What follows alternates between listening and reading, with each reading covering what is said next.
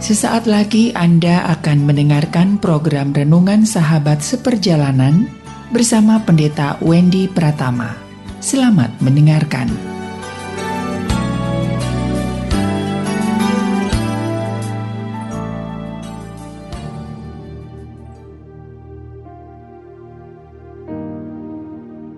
Selamat berjumpa kembali di dalam layanan audio Sahabat Seperjalanan. Hari ini adalah hari Sabtu 10 September 2022. Tema renungan saat teduh kita dengan judul Ketika Hidupmu Dibelenggu. Ketika hidupmu dibelenggu, firman Tuhan terambil dalam Kolose 4 ayat yang ke-18. Salam daripadaku Paulus, salam ini kutulis dengan tanganku sendiri. Ingatlah akan belengguku, kasih karunia menyertai kamu. Mari kita berdoa. Bapa yang di dalam surga, terima kasih bahwa kehidupan kami diikat, kehidupan kami dibelenggu. Namun pilihan kami diikat dan dibelenggu oleh apa? Adalah sebuah pilihan yang bisa kami putuskan dalam kehidupan kami. Dalam nama Tuhan Yesus kami berdoa, amin. Shalom sahabat seperjalanan yang dikasihi Tuhan. Ketika hidupmu dibelenggu, ketika hidupku dibelenggu, setiap orang berjuang untuk mengikatkan diri dalam banyak hal. Tatkala seseorang sangat menyukai makanan dan makan sebagai segala-galanya, maka dia sedang mengikatkan diri dan membelenggu dirinya kepada makanan. Sesuatu yang dibelenggu berarti terikat dan tidak terlepas engkau bawa kemana-mana.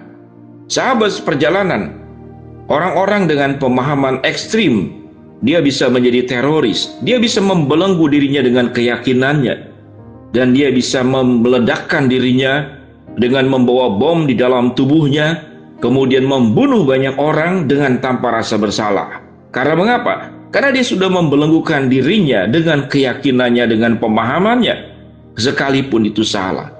Membunuh adalah tindakan yang tidak pernah dibenarkan oleh siapapun juga. Namun dia, orang bersangkutan, mengikatkan diri kepada belenggu keyakinannya, sehingga dia bisa menjadi seorang teroris. Ada orang yang membelenggukan diri ke dalam hawa nafsu, di dalam berbagai hawa nafsu. Orang yang membelenggukan diri di dalam hawa nafsu, yaitu hawa nafsu kemarahan dan kebencian. Setiap orang dibenci oleh dia. Setiap saat ada waktu untuk marah dan sebetulnya tidak ada alasan untuk marah. Dia menjadi seorang pemarah. Dan itu bisa terjadi di dalam komunitas manapun karena tekanan hidup, karena persoalan ekonomi. Kadang orang-orang yang sudah lanjut usia, sudah tua menjadi seorang pemarah. Sedangkan kita tahu dengan jelas semakin bertambah usia, seseorang harus semakin bijaksana, semakin sabar, semakin punya kearifan, semakin menjadi berkat, semakin menjadi tempat yang teduh, bukan tempat yang panas di mana orang datang dekat denganmu.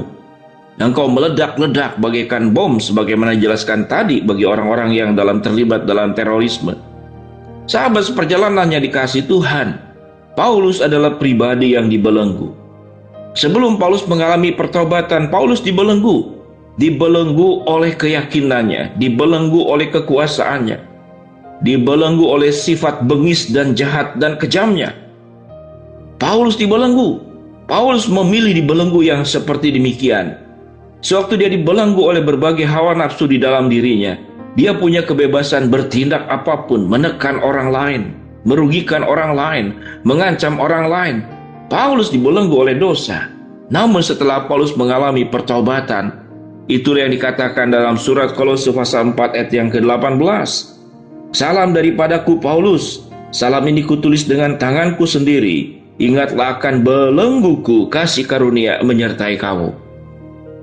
Ketika Paulus dibelenggu oleh kebenaran, mendapatkan pembebasan, mendapatkan kesembuhan, matanya tercelik, hidupnya diubahkan oleh Allah. Pada saat itulah Paulus membelenggukan dirinya ke dalam kebenaran. Dan Paulus bebas menjalankan kebenaran. Paulus bebas melakukan pewartaan kebenaran firman Tuhan Injil kemana-mana. Dalam perjalanan penginjilan selama 3 kali. Sahabat seperjalanan, pada akhirnya hidup kita dibelenggu. Oleh sebab itu sahabat seperjalanan menjadi pilihan kita. Kita akan dibelenggu oleh apa? Ada orang yang sangat dibelenggu oleh finansial. Saya mengenal dan mungkin sahabat seperjalanan pun mengenal ya orang-orang yang seperti demikian. Sekalipun dia sudah berkelimpahan, sekalipun dia sudah memiliki apa yang diinginkannya, namun hidupnya sangat irit, sangat pelit. Seringkali kita melihat orang kaya membeli barang di pasar, membeli katakanlah hal-hal di kaki lima, atau membeli hal-hal yang murah. Dia tetap menawar. Karena mengapa? Karena dia belenggu. Dia tidak melihat mungkin ratusan juta, miliaran yang dimiliki oleh dia. Dia melihat uang 500 dan 1.000 rupiah tetap sebagai sedemikian luhur, sedemikian tinggi, sedemikian penting, sehingga tetap diperjuangkan uang kecil sekalipun.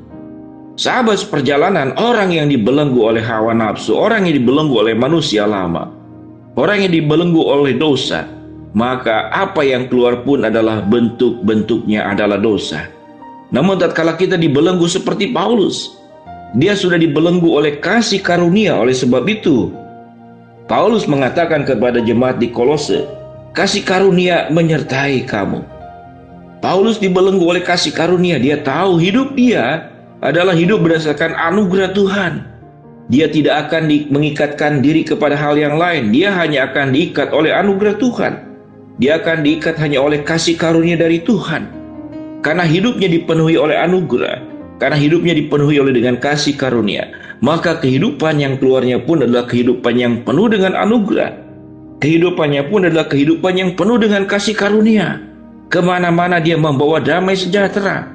Kemana-mana membawa kabar-kabar baik yang diwartakan kepada orang-orang lain. Kemana-mana membawa akan jiwa Yesus, hati Yesus, kehidupan Yesus ada di dalam dirinya. Paulus menjadi Yesus yang meneruskan semua hal yang dilakukan oleh Yesus semasa hidupnya di dalam dunia sampai kepada kematiannya.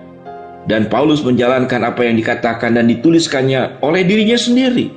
Ikutilah jejak penderitaan Kristus, dan Paulus melakukannya. Sahabat perjalanan yang dikasihi Tuhan, saat ini sahabat perjalanan dibelenggu oleh apa?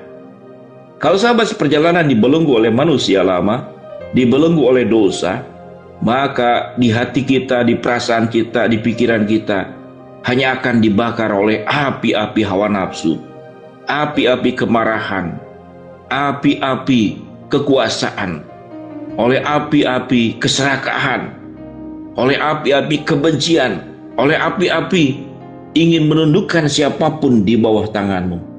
Namun seseorang tatkala mendapatkan anugerah dan kasih karunia dan dibelenggu oleh kasih karunia, dibelenggu oleh anugerah yang datang dari Tuhan, maka dia akan mewartakan juga semua hal-hal baik dalam kehidupannya, baik di dalam keluarga, baik di masyarakat, baik di pekerjaan, baik di dalam dunia pendidikan. Dimanapun kita berada, kita membawa kasih karunia, kita membawa anugerah, karena hidup kita dibelenggu oleh kasih karunia, dibelenggu oleh anugerah-anugerah Allah, dan hidup kita menjalankan semua kebenaran-kebenaran yang firman Tuhan ajarkan kepada kita. Mari sahabat seperjalanan, kalau hidupmu ingin penuh dengan sukacita, hidupmu ingin penuh dengan kedamaian, hidupmu ingin penuh dengan kemenangan, dan hidupmu ingin penuh dengan kesukacitaan di dalam Tuhan, biarlah hidupmu dibelenggu seperti Paulus, dibelenggu oleh anugerah Tuhan, dibelenggu oleh kasih karunia Tuhan, sehingga apapun yang keluar dari hidupmu adalah semua bentuk anugerah dan kasih karunia yang memberkati dirimu, juga memberkati orang-orang yang kau temui. Mari kita berdoa. Bapa dalam surga, terima kasih biarlah kami dibelenggu oleh anugerah dan kasih karunia dan bukan dibelenggu oleh dosa, sehingga kami mengalami kehidupan kemenangan demi kemenangan. Hamba-Mu berdoa buat sahabat perjalanan yang sedang sakit, Tuhan jamah sembuhkan. Sahabat perjalanan yang sedang menghadapi masalah, Tuhan bukakan jalan. Sahabat perjalanan yang sedang berdoa mengharapkan sesuatu, Tuhan akan kabulkan dengan cara dan waktunya Tuhan. Dalam nama Tuhan Yesus kami berdoa, amin.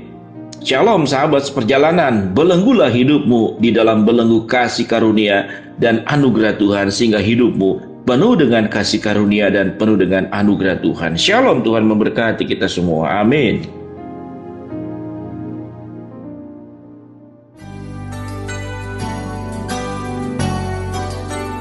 Anda baru saja mendengarkan program Renungan Sahabat Seperjalanan bersama Pendeta Wendy Pratama.